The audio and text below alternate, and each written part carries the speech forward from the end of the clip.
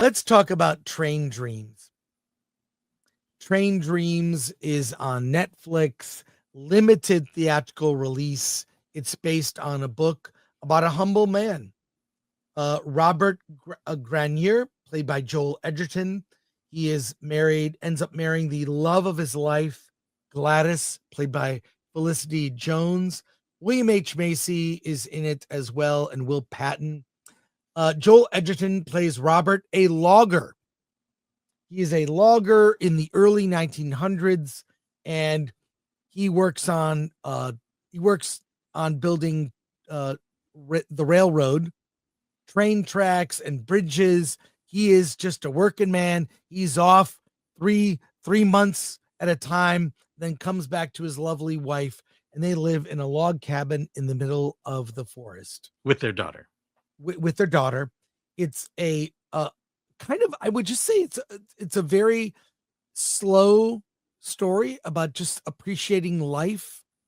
He sees kind of the world changing around him, and it's I don't know, it's kind of like, in a way, because it starts like right around World War I, but you don't see necessarily how it affects him. He's a humble logger, just a regular guy in that era. He's a worker, blue collar at that time. William H. Macy plays this logger who, and you see how dangerous it is, cutting down trees, and guys were killed or maimed or injured in terrible ways. You got injured, there's no workman's comp. You just don't make money. So life then it's really rugged men. This world is filled with rugged men, and Gladys, a woman raising their daughter. He suffers tragedy, heartbreak, and we see his life come to all the way.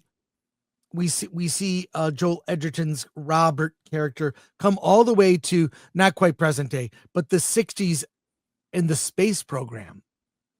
And he seems so out of touch and so out of place, and kind of marveling at all the things happening in the world, but he's a man out of time. In a way, the movie is kind of like now, where there's so many big things happening, so many advancements in modern times, and we all know that AI is gonna eliminate a lot of jobs. It'll probably eliminate more jobs than it will create. And his character, Robert, being displaced is kind of the feeling that this movie, the tone, in a way, it's a tone poem about watching the world advance when you grow up in a simpler time. I kind of feel that way in a way myself. It's a very somber, slow-moving drama that's about a tone. I enjoyed it, but can't necessarily recommend rushing out to the theater to see it. It's on Netflix. If you're looking, no, it's in theaters now. It will be on. It is in theaters, coming to Netflix. Okay, good. Thanks for the correction. So I enjoyed it, but it's not for everyone. Alan, what did you think? Yeah, I agree with you. I really like this movie. Ironically, this is the one movie from Sundance that is getting some kind of release. Yeah. But again, look, it's not going to be a box office hit. No. I don't think it was meant to be a box office hit. It's just meant to be. It's an art film in a way that it just tells the story of this guy, a guy who is very comfortable. You know, he goes out there every day, works. His job can kill him.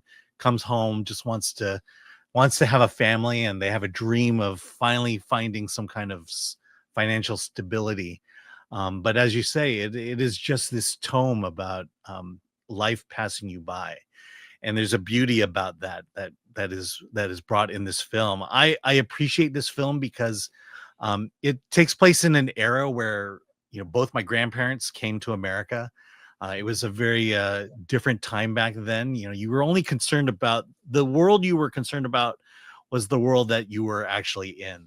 You know, you weren't thinking about geopolitics. You weren't thinking about all this other stuff. And then this movie just kind of hits upon the fact that as much as you'd like to hold on to what you have, the world is going to pass you by, and that's kind of what happens here. There's an incredible scene at the end where it just kind of all culminates in this really amazing moment. But again, you know, if you just want to watch a movie and just kind of let it envelop you and let the story just kind of, where you could just kind of ride along with this very simple and slow moving story, this is a fantastic movie to do that. But it's not Predator Badlands. Yeah, It's a beautiful movie. It's a beautiful movie. It's a beautiful movie. And when I saw the trailer, I'm like, I think I'll like this, and I may be the only one. So Yeah. I really enjoyed it. I like the soft nature of it. The all the stuff with the logging and how dangerous that was fascinating. And there is a scene where an Asian character is like working on a train, and he gets like abducted. He gets murdered. He gets basically murdered. Yeah. And then it's just sort of matter of fact. It's not a plot. But the thing is that haunts him throughout the entire film. It does haunt him. Event. And that's what I'm saying is, like, this is the time where my grandparents came to America, and it was never that bad for them, but it was bad. There was definitely, people did not like Chinese people during this era. Yeah, but to me it was nostalgic in a way that I didn't know my father's parents and my mother's parents. There's the language barrier there, and I've always wondered what it was like for them to be in America during this time. And these movies like this kind of give me a glimpse of what things might have been like, or must have been like for them. Well, I really enjoyed it. So it's a recommend from me, but know what you're getting into. Maybe watch the trailer first. What I love about it most is the tone, like getting in that world. And this is the world before a monoculture evolved. So there wasn't some, like, if stuff happened around the world, you didn't really know about it.